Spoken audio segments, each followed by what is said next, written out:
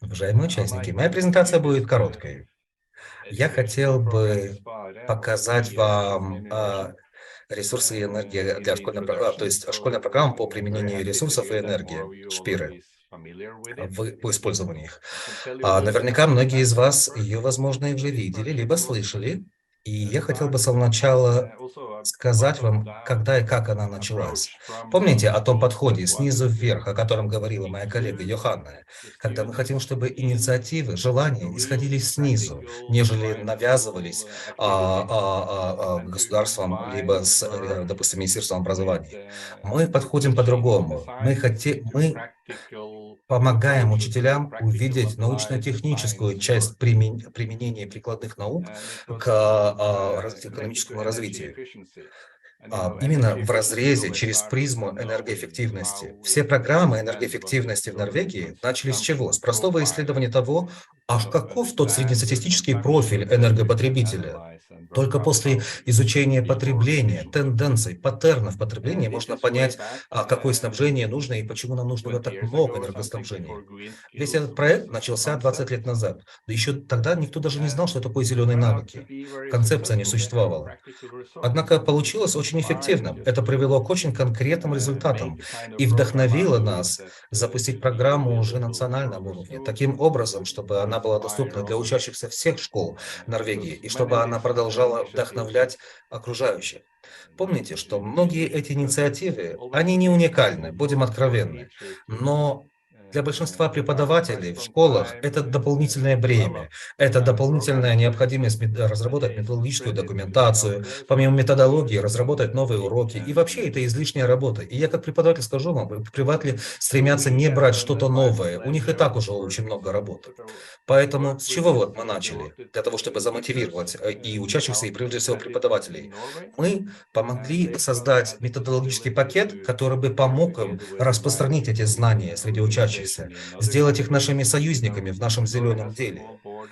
Дело в том, что у Норвегии есть граница с Россией, и мы начали в 1996 году было было достигнуто соглашение о создании этого материала, также для русскоговорящих, русскоязычных стран, так, чтобы максимально охватить территорию. И Анна и Михаил могут вам чуть больше дополнительно рассказать из своего практического опыта, знания того, что это за программа ШПИРы. И будучи экологической организацией и будучи представителем академических кругов, мы всегда говорим о развитии мира, но при этом о равном, устойчивом таким образом, чтобы все мы знали, как двигаться сообща для того, чтобы остановить изменение климата. Это повышение осведомленности, это новое сознание, это прежде всего новые подходы к потреблению. Я буду говорить сегодня с вами об энергоэффективности, потому что это наиболее практичный способ замедлить, если не остановить изменение климата. Мы хотели сделать так, чтобы предметы, вот о которых говорила Йоханна, от социологии до естествознания, были максимально связаны с природой, с изменением климата. Как сделать так, чтобы ребят, молодых учащихся, замотивировать, заинтересовать наукой? Ведь изменение климата, климатология – это тоже наука. Как сделать так, чтобы учащиеся действительно поняли, что это неотъемлемая часть их образования как взрослых людей? Нам было сложно изначально найти эту связь. Ведь далеко не все учащиеся заинтересованы в обществе, не все из них замотивированы привнести что-то полезное для того общества, в котором они живут. Поэтому сначала нужно было найти эти точки входа. Как повысить их самооценку, осознание того, что их благополучие, их благосостояние непосредственно зависит от благосостояния всего общества. И в этом, мне кажется, наша страна очень преуспела. Итак, здесь мы проходим в 3 фазы, в 3 этапа. Эта философия разбита на 3 основных компонента. Изучение, обучение, затем практика, применение того, чему научились, либо тому, чему мы научили как преподаватели и наших учащихся, а затем распространение этих знаний, то есть когда мы говорим. На этапе обучения, изучения, мы В определенном смысле,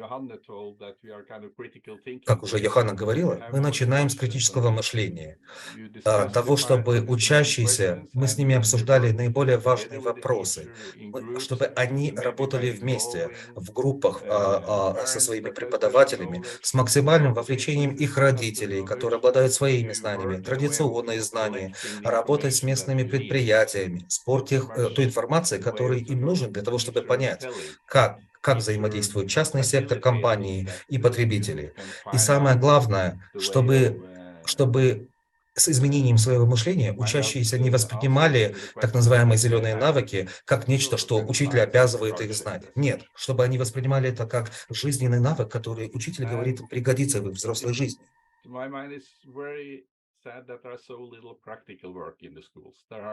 То есть не хватает пространства, не хватает времени, материалов, не хватает места для проведения этих практических занятий.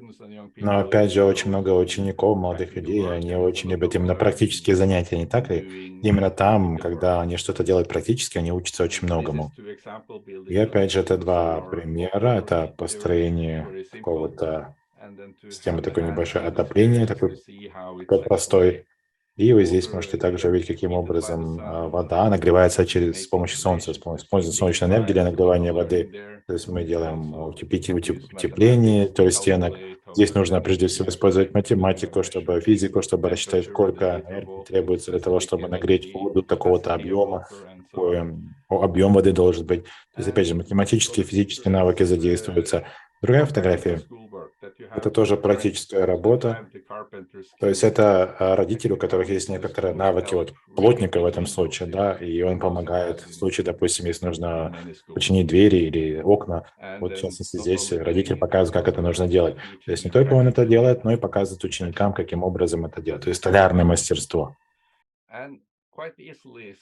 И также, точно так же, ученики, дети, точно так же у них могут быть знания, которые будут ценными для общества, и они могут обучать других, и они любят это делать, делиться информацией с другими.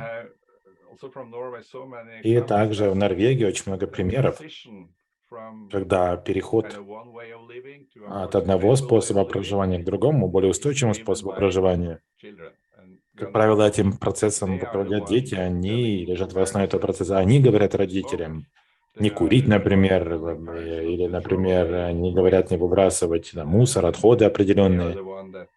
Они также дети, потому что они слышали об этом в школе, они говорят о том, как сортировать мусор, да, сортировка мусора, как в разные баки нужно мусор набросать разные.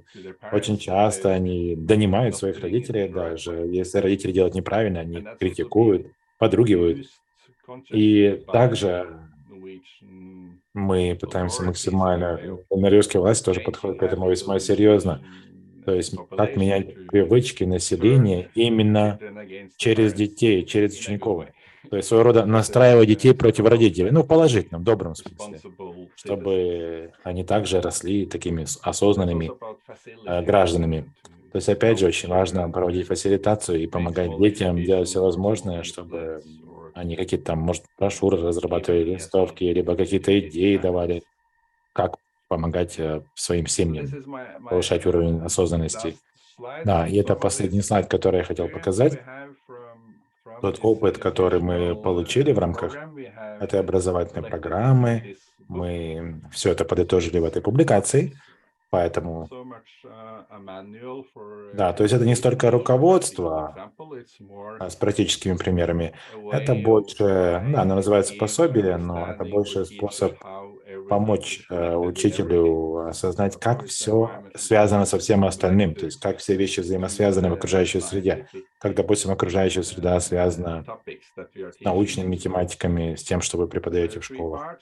Поэтому здесь три части. Первая часть касается энергии, то есть откуда вообще энергия, какие типы энергии существуют, базовое понимание, что такое энергия. Также есть,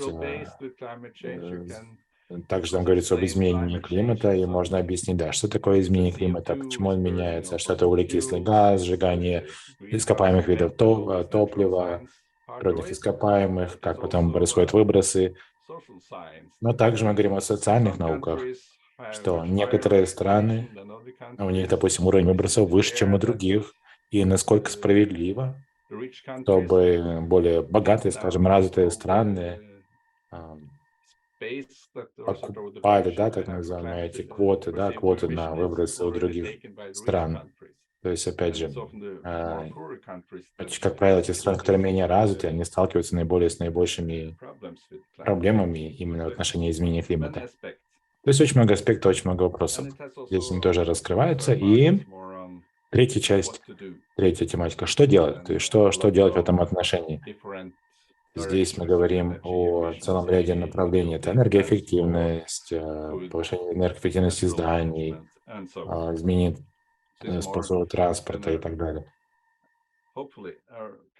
И будем надеяться, что это будет такой хорошим материалом, который поможет сделать такое общее вступление, прежде всего вот в то, как все связано, как все вещи взаимосвязаны между собой, и уже преподаватели, учителя смогут найти, как отдельные разделы можно преобразовать в конкретное какое-то мероприятие, на уровне своих занятий.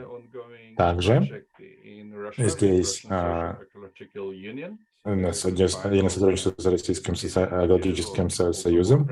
Там также есть ссылочка здесь есть на сайте. Я уверен, что Михаил также есть, у него есть материалы, которыми он может поделиться с вами для тех из вас, кто меньше знаком с этим проектом.